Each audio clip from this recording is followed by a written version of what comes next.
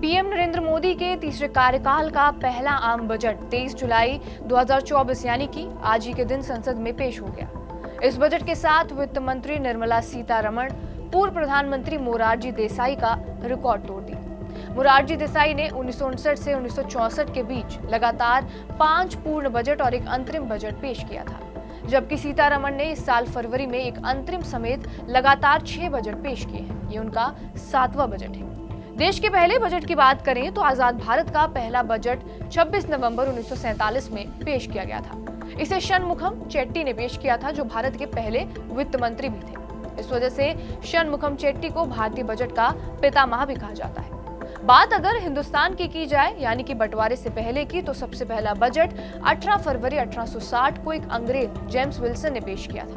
1947 में आजादी से पहले भारतीयों की अंतरिम सरकार बनी थी।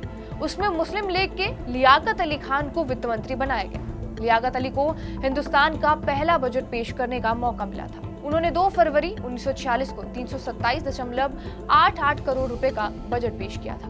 लियाकत अली खान के बजट को ज्यादा पसंद नहीं किया गया और उन्होंने कारोबार से होने वाले मुनाफे पर 25% टैक्स के साथ ही 5,000 रुपए से ज्यादा की संपत्ति बेचने पर कैपिटल गेन टैक्स लगाया था। इसके अलावा कॉरपोरेशन टैक्स को भी दोगुना कर दिया। आजाद भारत का पहला केंद्रीय बजट पेश करने का खिताब शनमुखम चेट्टी को जाता है और उन्होंने स्वतंत्रता मिलने के करीब 3 महीने बाद 26 नवंबर 1947 को यह बजट पेश किया था। इस ऐतिहासिक मौके पर तत्कालीन वित्त मंत्री ने संसद में कहा था, मैं स्वतंत्र और आजाद भारत का पहला बजट पेश करने के लिए खड़ा हूँ। मैं अपने आप को खुशकिस्मत मानता हूँ कि ऐसे ऐतिहासिक अवसर पर मुझे बतौर वित्त मंत्री बजट पेश करने का मौका मिला। शनमुखम चेट्टी ने देश के राजस्व का अनुमान 131.15 करोड़ रुपए लगाया था, जबकि 197.39 करोड़ रुपए का खर्च आंका गया। इस तरह देश पर 26.24 करोड़ रुपए का फिस्कल डेफिसिट यानी कि राजकोषीय घाटा था। तब खर्चों को संभालने के लिए शनमुखम चेट्टी ने बाजार से 150 करोड़ रुपए उधार लेने का सुझाव भी दिया।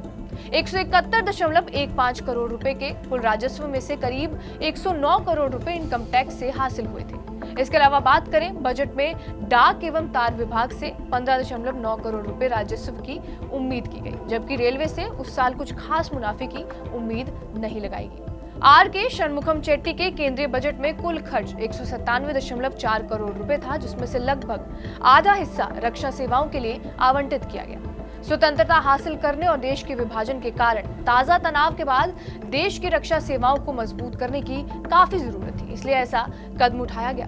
1947 से लेकर 1955 तक बजट केवल अंग्रेजी में ही पेश होता था। 1955 से 56 से सरकार ने इसे हिंदी में भी छापना शुरू कर दिया।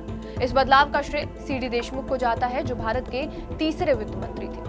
बजट को हिंदी में प्रकाशित करने से ये फायदा हुआ कि इसकी पहुंच आम लोगों तक पहुंचे और उस समय से लेकर अब तक बजट भाषण हिंदी और अंग्रेजी दोनों भाषाओं में तैयार होते आ रहा है। बहरहाल आपका इस वीडियो पर क्या कुछ कहना है हमें कमेंट बॉक्स में जरूर बताएं। बाकी देश और दुनिया की तमाम बड़ी खबरों के लिए बने रहे हमारे साथ TV9 डिजिटल पर।